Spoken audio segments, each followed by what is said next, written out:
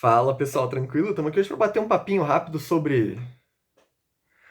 segredo. Mais especificamente sobre as relações entre democracia e segredo, trabalhadas no livro Democracia e Segredo, do Norberto Bobbio. É um conjunto de textos e artigos do autor italiano publicados a partir da década de 80 e reunidos aqui nesse exemplar, nos quais ele traz algumas reflexões acerca das relações um tanto quanto conturbadas entre o exercício do poder político e o sigilo de informações e práticas nem sempre muito louváveis. Então, vale a pena começar pela distinção entre segredo e mistério para compreender esse assunto. Nos termos do próprio livro, o segredo é bom quando impede que se conheça aquilo que é útil e oportuno que se ignore, e é mal quando impede que se saiba aquilo que seria útil e oportuno que se soubesse. Em contrapartida, o mistério, ainda que fosse bom, útil e oportuno que se conhecesse, não consegue ser conhecido, especialmente em virtude das nossas incapacidades cognitivas. Ou seja,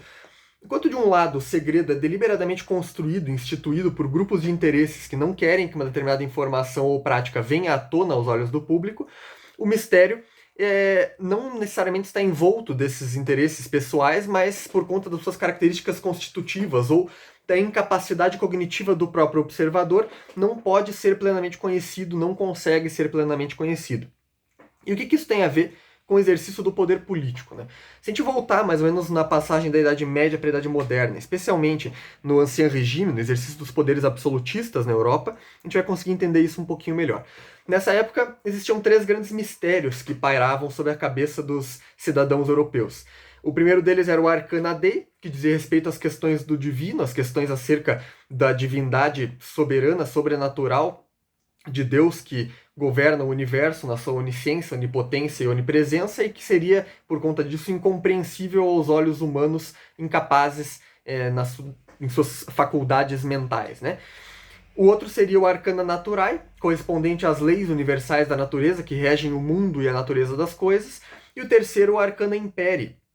que diria respeito ao poder do rei soberano, daquele que governa, diretamente relacionado aos dois primeiros mistérios, principalmente ao primeiro, por conta das teorias de direito divino, que tentavam legitimar o poder do governante como se ele fosse um representante de Deus na Terra, né? E dessa forma faziam com que seus atos e práticas estivessem envoltos de uma aura de mistério. Ao longo da modernidade, esses três mistérios vão sendo questionados e, na verdade, os autores vão percebendo, as pessoas em geral vão percebendo que não se tratavam propriamente de mistérios incognoscíveis, mas de segredos, em alguma medida, que serviam a interesses de grupos, deliberadamente ou não. E assim, alguns deles vão sendo desmantelados, especialmente o segundo, o Arcana Naturae, por conta da ciência moderna, da submissão da natureza à investigação exaustiva da razão humana, e o Arcana Imperii, a partir da laicização, da secularização do poder do Estado, que separa o poder do Estado da Igreja, como nós já comentamos aqui no último vídeo, e faz com que o soberano, o governante, passe a estar submetido a certos limites, a limites de direitos naturais, por exemplo, e também a limites impostos pelo regime político que se formula a partir de então de uma democracia representativa, em que o poder está na mão do povo, a legitimação do exercício do poder está na mão do povo, e o governante, o agente de Estado, é um mero representante desse poder, que deve, portanto, se submeter aos princípios republicanos da coisa pública. O Estado ele é não apenas do público, mas em público, de modo que os atos de governo não podem mais ser praticados em sigilo, em segredo, mas sim aos olhos do povo, para que se submetam a um controle de legitimidade democrática. E isso é bem perceptível no modo como, por exemplo, o Hobbes e o Kant tentam estabelecer a relação entre o exercício do poder e o segredo e o sigilo, cada um no seu momento, né? Então, no início da modernidade, o Hobbes vai legitimar o exercício de atos sigilosos pelo soberano, dizendo que, de um lado, ele deve se proteger dos seus inimigos, então se os seus inimigos souberem aquilo que ele pretende fazer de antemão, eles podem se defender com maior êxito, especialmente no plano internacional, isso, né, entre estados soberanos. Em um segundo lugar, em relação ao plano interno, em face dos seus súditos, o soberano pode ser mal compreendido, uma vez que os súditos são incapazes de entender completamente as suas escolhas e opções, e assim poderiam extrair algumas conclusões equivocadas, culminando eventualmente em alguma revolta ou insatisfação generalizada, que seria ruim. Para o Kant, em contrapartida, qualquer coisa que fosse praticada em segredo ou em sigilo tinha algo de imoral e incorreto em si mesmo, uma vez que, se não tivesse, estaria sendo feito aos olhos de todos. Evidentemente que o autor não antecipa eventuais problemas de uma exposição excessiva da vida privada ou detenção total de dados e informações acerca dos indivíduos por entidades estatais ou mesmo privadas, mas isso é um problema para outro vídeo, né? A questão é que, se tem toda essa mudança de pensamento com a origem de princípios democráticos e republicanos, isso significa que o poder sigiloso e secreto do Estado desapareceu? Muito pelo contrário. Os governos democráticos ou pretensamente democráticos conseguem ainda manipular esses princípios e estabelecer criptogovernos ou subgovernos dentro dos quais eles atuam, os agentes de Estado atuam às escondidas, né? Sem ser percebidos aos olhos da democracia. Pretendem controlar o Estado sem ser controlados por ele, uma vez que atuam na ilegalidade e na impunidade, bem como não querem que os seus atos venham à tona aos olhos do público, que os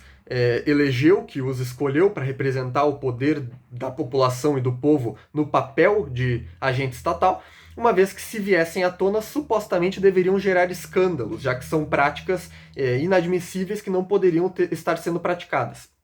Por isso que são escondidas. Quais são as estratégias que o agente do poder democrático se utiliza para atuar escondido? A primeira delas é a tecnocracia, né? Então você traz uma informação acerca daquilo que está sendo feito pelo Estado, pelos agentes de Estado, à tona, mas em uma linguagem, em um conjunto de termos técnicos especializados, a ponto de que a população em geral não compreenda o que está sendo feito, de modo que expor ou não aquilo se torna idêntico, uma vez que continua sendo em alguma medida um segredo ou algo incompreensível aos olhos de todos. E uma segunda estratégia é realmente atuar por baixo dos panos, é realmente fazer um criptogoverno escondido que é maquiado através da máscara que os agentes de Estado vestem quando pronunciam seus discursos públicos, manipulando informações e narrativas deliberadamente. E desse modo que nós temos o exercício do poder democrático velado, uma espécie de governo paralelo, de Estado paralelo que atua na clandestinidade, né? Assim nos vemos, assim como Norberto Bobbio, descrito no prefácio do livro,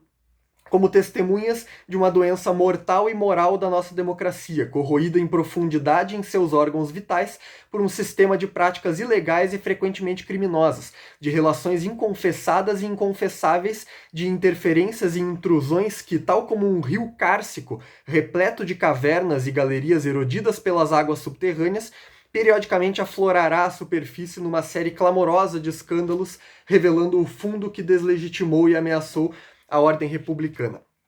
E assim que as coisas andam, assim que os grupos políticos nas suas facções inventam pretensos inimigos contra os quais devem lutar, mas na verdade não conseguem denunciar os segredos dos seus rivais, uma vez que esses segredos são idênticos em relação a si mesmos. As práticas ilícitas feitas na clandestinidade são feitas, em sua maioria, por todos que não conseguem dessa forma trazê-las à tona, uma vez que estão com o pezinho amarrado também nesse subgoverno. Beleza? Valeu, um abraço.